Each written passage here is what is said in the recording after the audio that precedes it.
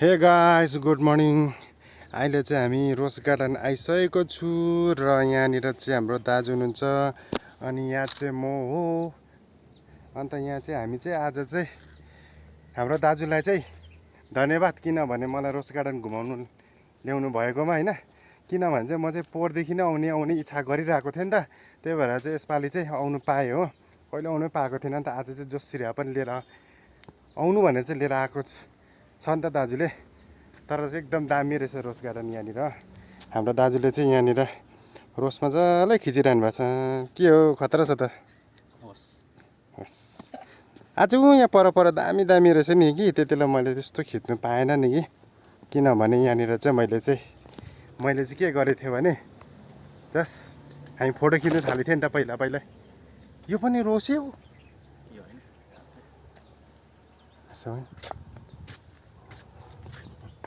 रोस चाहिँ दामी रहेछ नि त। हजुर स्नोबल ओ यतिर त हुने होइन क्या चाइनातिर।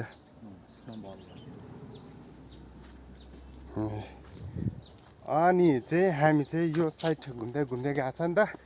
त्यही भएर चाहिँ यहाँनिर चाहिँ हामी दुईजना मात्रै आज चाहिँ आएको।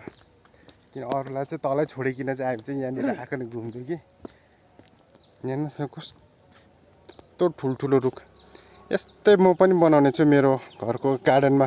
यस्तै कलर आइटम नभए पनि यस्तै आइटमहरू नभए पनि कम्ती चाहिँ हाम्रो लोकल हुने चिजहरू चाहिँ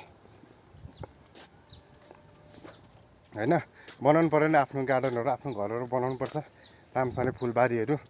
तपाईँहरू पनि बनाउनुहोस् राम्रो देखिन्छ। त यहाँनिर यो चाहिँ हाम्रै लोकल हो। यो चाहिँ हाम्रोतिर हुने रोज हो। यो पनि हुन्छ हाम्रोमा तर यत्रो ठुल्ठुलो चाहिँ हुँदैन नि। यस्तो चाहिँ हुँदैन। यता चाहिँ के छ? यता त नसो यहाँनिर चाहिँ रहेछ नि त दामी। कुन चाहिँ? यो पनि फुल्छ? तर हाम्रोपट्टि होइन यो उयोतिर मात्रै हुन्छ। यतातिर हुन्छ तिनवटा यता त सेतो फुल्छ। के मजाले बनाएको नि। डल्लो भएको नि सबै नि। कटिङ दिँदा पनि यस्तो हुन्छ। हाम्रोतिर त हुँदैन यस्तो कटिङ दिँदा। यहाँनिर चाहिँ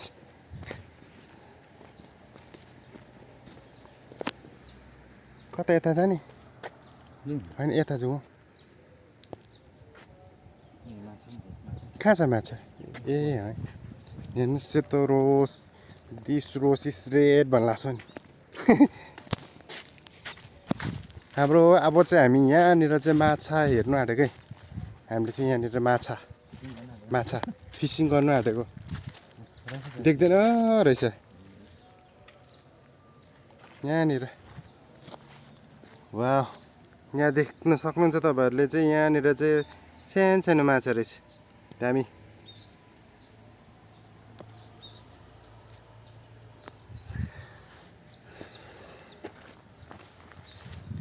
तपाईँहरू त अगाडि नै आउनु भएको थियो होला हो। म चाहिँ यसै पालि आइपुगेको यहाँनिर।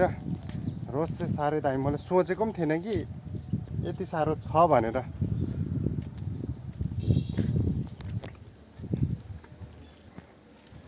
दामी नि।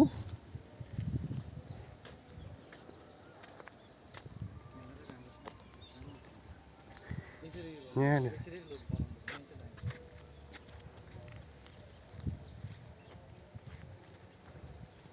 यो जग्गामा चाहिँ हाम्रो साथीले फोटो खिचेको थियो नि त।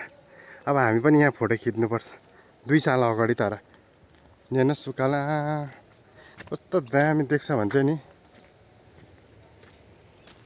वाह यहाँ आउनु नि त दाजु।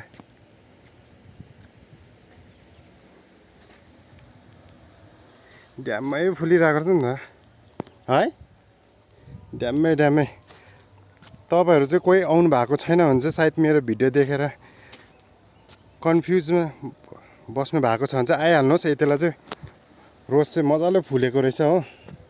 यसमा यहाँनिर टक्कै दामी फुलेको रहेछ नि त यहाँनिर। यतिलाई चाहिँ फुल्ने टाइम भएको हो।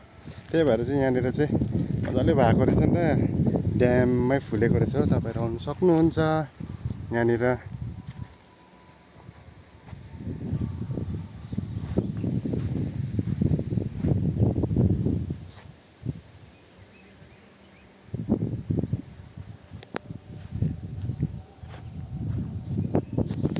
यहाँनिर हामी यहाँनिर अब दाजुको पोस्ट चाहिँ खतरा छ है यस्तो बनाउने रे नि त हामी दुईजना जस्तो गरेर दिने भएको नि यहाँनिर चाहिँ अब फुलहरू चाहिँ तलनिर छ पक्कु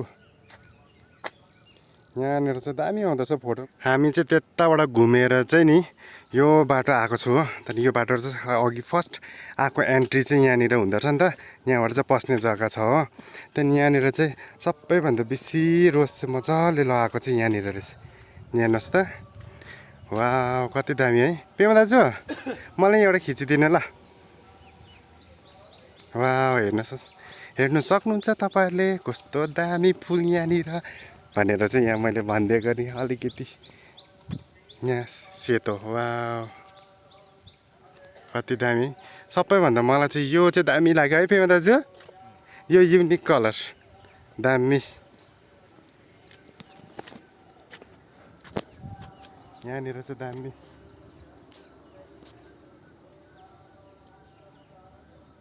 एकदम आउनु भएको थियो म त सालै भिजाउँछु ए हो मै त नआएको रहेछ गाइस यहाँनिर चाहिँ अब चाहिँ हामी यहाँबाट निस्किने छौँ